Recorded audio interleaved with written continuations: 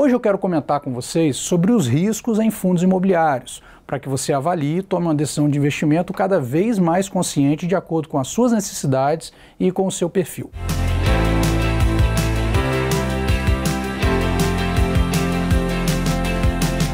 A primeira coisa que você tem que ter em mente é que fundos imobiliários não são investimentos como a renda fixa. Então existe algum tipo de risco aí, risco de mercado, de oscilação das cotas e alguns outros riscos que nós vamos detalhar aqui. Por exemplo, quando você compra uma casa, compra um apartamento e aluga, de cara você tem dois riscos aí que você vai conseguir identificar.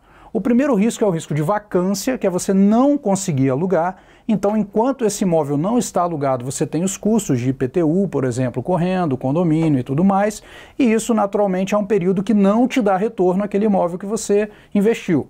E um outro risco que você tem é quando você aluga e o inquilino por algum motivo não paga, ou seja, um motivo de inadimplência. E aí você também vai ter uma dificuldade para ter o retorno.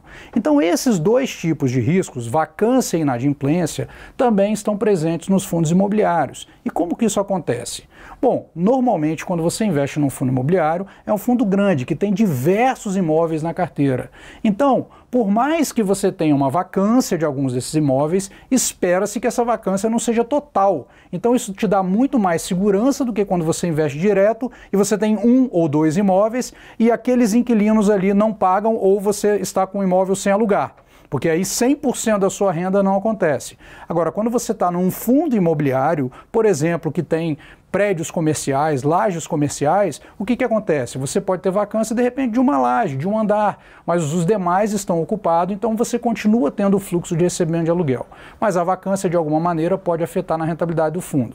E a questão da inadimplência da mesma maneira. Imagina que você tenha um fundo imobiliário que invista em shopping center e que exista lá algumas lojas desocupadas, ou, aliás, não desocupadas, mas que os inquilinos tenham dificuldade de fazer o pagamento em algum momento, em função de alguma dificuldade, crise econômica, alguma coisa nesse sentido. Então você também vai ter esse risco no fundo imobiliário, mas que também é um risco diversificado, porque um fundo imobiliário, como eu já expliquei, tem uma série de inquilinos, uma série de imóveis, então isso diversifica e pulveriza bastante o seu risco. Além da vacância e da inadimplência, existe um outro tipo de risco, que é o risco ocasionado por crises econômicas.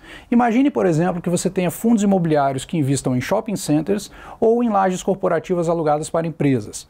Nesse caso, em períodos de baixo crescimento econômico ou até de retração econômica, as empresas podem também enxugar seus quadros e sua estrutura. E aí você pode ter vacância no seu fundo imobiliário ou a inadimplência também. Então a crise econômica pode ser um motivo que gere vacância e inadimplência e isso pode afetar de alguma forma o fundo imobiliário que você investe. Uma outra coisa que você tem que observar é que não é adequado que você tome a decisão de investimento num fundo imobiliário comparando apenas o yield do fundo. O que é o yield? Yield é a taxa que ele te paga mensalmente em função do valor que você investiu. Por que isso pode te trair? Por que isso pode ser um erro?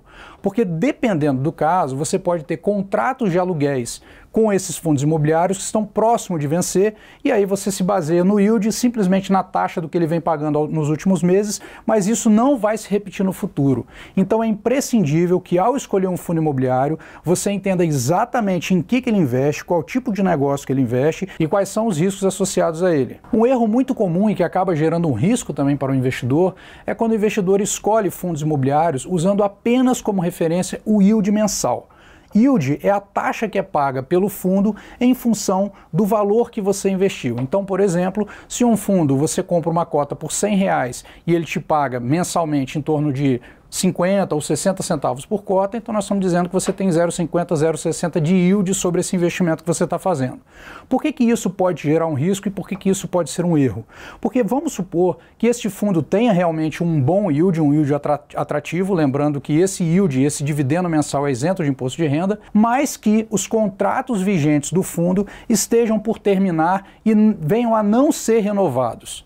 Se isso acontecer, você vai estar tomando uma decisão baseada no yield passado que não vai se repetir no futuro. Então tenha cuidado e tenha em mente que da mesma maneira, quando a gente fala que investir em ações é investir em empresas, então é importante você saber a atuação da empresa, o mercado que ela atua e quais são os riscos principais dela. No fundo imobiliário, da mesma forma, você tem que conhecer o fundo imobiliário, você tem que saber em que tipo de imóvel ele investe e quais são os riscos associados a cada um dos fundos imobiliários. E é justamente por isso que no último vídeo dessa série sobre fundos imobiliários, eu vou te falar sobre os tipos de fundos imobiliários para que você consiga dimensionar e ter noção dos principais riscos associados a um fundo imobiliário. Não deixe de se inscrever agora aqui no canal do BTG Pactual Digital e ativar as notificações. Assim você vai ficar por dentro de todo o conteúdo que a gente postar aqui na área educacional.